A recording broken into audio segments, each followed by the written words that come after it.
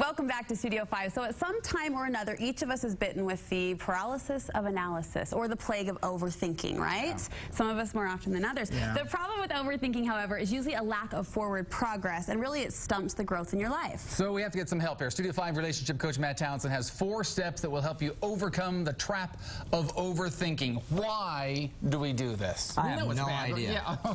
You know, some people, I think, do it because they just are trying to avoid. Some people do it because they have psychological problems. Some might have OCD, and they're just obsessing, and they keep thinking and thinking and thinking. Some just don't know what to do. Some have too many choices. Have you ever had too many choices? Yeah. We call that good choices. Too many good choices. So part of it is just too much. To sort it through it. You just say, I'll just worry about it. We live in a time of abundance, and we have all of this abundance going on. But I don't care if you have too many good choices. That's probably okay to be thinking a lot. The key is eventually we've got to move. We've got to act. We've got to do something. Do you find men or women struggle with this the most? Yes. Both? Really? Yeah, I think they both. I think women do a little bit more. I don't think men think as much. Like, literally, when a wife says, what are you thinking? A man says nothing. We literally mean nothing. Yeah. I think we have the ability maybe to turn it off a little bit more. Okay. But it's a big deal. 4 steps we're going to talk about, okay? And again, not all thoughts or overthinking is bad. It's just if it's costing you something. So step number 1, are you ready for this? And we're going to take you guys through it. Okay. And then we're going to get some of those negative thoughts out of you, if we could find one. First step, recognize if your thinking patterns tend to lift you or lower you. Do you notice that the way you think tends to exhaust you or strengthen you?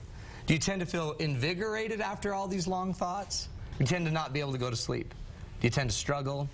Can't get them out? Would do anything? You're starting to drink, do drugs, do NyQuil just to go to sleep at night?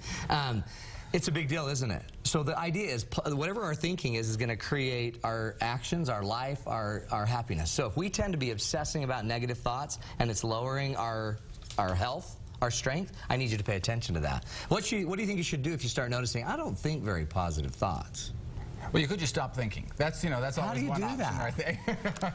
It's especially like, what if it's your daughter, and what about my daughter, and if that happens to her, then this is going to happen, and I'm so scared, and I don't want to. So you just obsess about it all night. How do you turn that off? I bet you there's a million listeners, or what do you call them? Viewers, watchers. There's a million watchers right now that are trying to figure that out.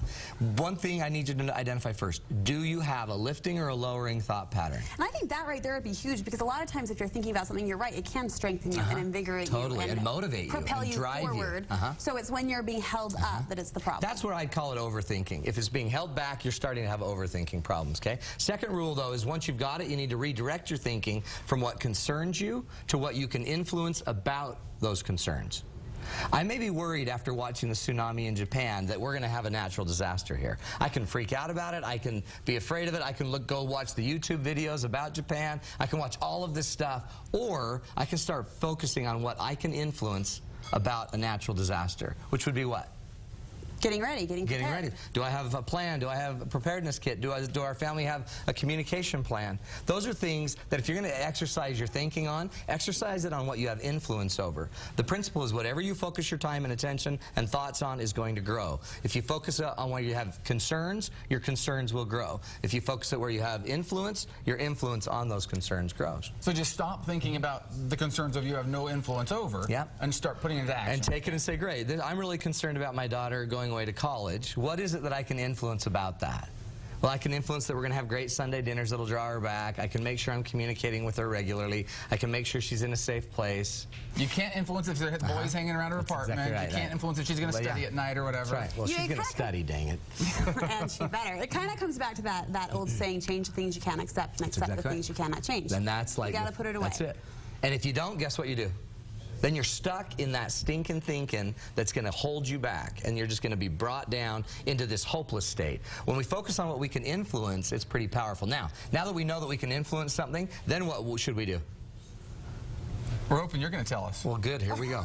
You should use your time and energy to act on what you can influence, not just think about it. So now that you know what you can influence, you know your thinking brings you down, you focus where you can influence, and then you start acting on it. Research shows if you have a problem and you have a plan and you act on it, you're going to feel more optimal. You're going to feel better with a plan that you act on. You're going to feel more inclined to stew and think and obsess when you don't have a plan and you're not acting.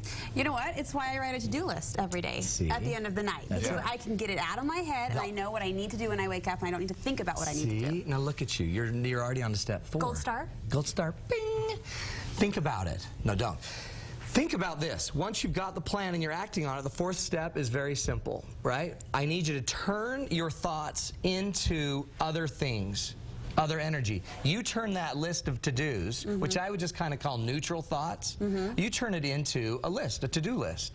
If you have positive thoughts, like, oh my heck, that was the funnest trip, that was so fun to be with our friends, dinner was so great with those guys, what could you do to turn those thoughts into something? How do you turn a thought about a great night with your friends into something? Would you capture them somehow with some memorable thing like that? A note, yeah. Facebook, call them, text them, something that gets it out of you. As long as the thought is being thought and not acted upon, guess what? It's going to be stuck in you. Now check this out. Positive thoughts, I'd Facebook, I'd journal, I'd scrapbook, I'd blog. So you're saying even positive thoughts can hang you up sometimes? Oh, sure. I mean, how many times have you been so excited you couldn't go to sleep at night? Because that guy was so cute. Oh my gosh, that guy was so cute. I do that all the time.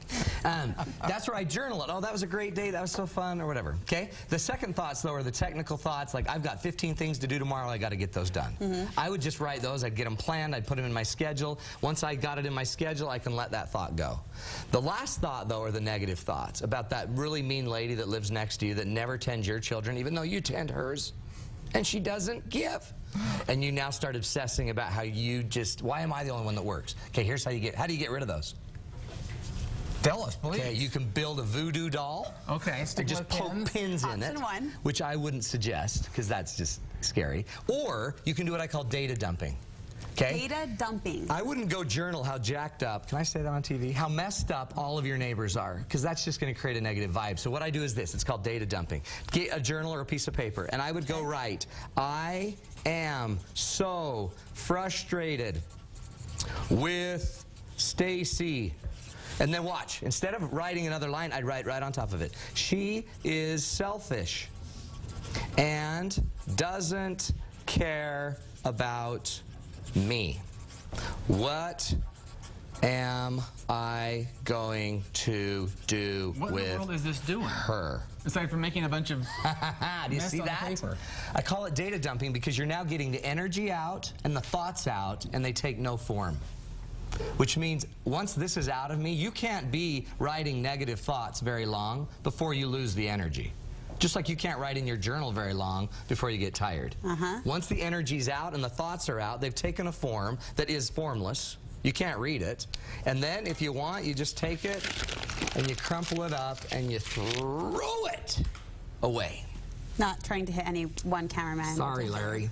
But that's how you get it out of you. And I've seen that one thing, when you can't sleep at night, get up, get out of bed. I've written some of my best talks, some of my best speeches. The best parts of my book was when my head was stewing. And instead of sitting there, I got up, I got them out of me. They leave you, and then you can go to sleep. But the purpose of the negative thoughts and the data dumping is that you're not allowing them to take form. By writing over and over in that sentence, that's kind of no one else can read it. And then you know what I actually like to do? After I've data dumped a lot of stuff, I then like to ask a positive question. What's the most important thing I can do right now to positively impact that negativity? So you turn it around, you get the positive. And then I come up with a goal, and then there's my goal, and I go live it. Are these some of the skills you teach at the Smart Women kind of thing? Every week. You need to come. It's for smart women. It is for smart women. I'm showing. So Brooklyn, you come. I'll come. Smart Life, you got to come to this, ladies. This is the best. This is how we get these skills and tools out there, okay? It's Thursdays from 1 o'clock to 2:30. It's $15. It's at my office in Draper. All you got to do is go give us a call, 801-747-2121, or go to matttownsend.com. All the details are there, all of our upcoming topics, every week, an hour and a half, $15. Best money you've ever spent. We laugh, we cry. It's better than cats. Okay, we'll hold you to it. You with me? Thanks, you guys. Okay, coming up.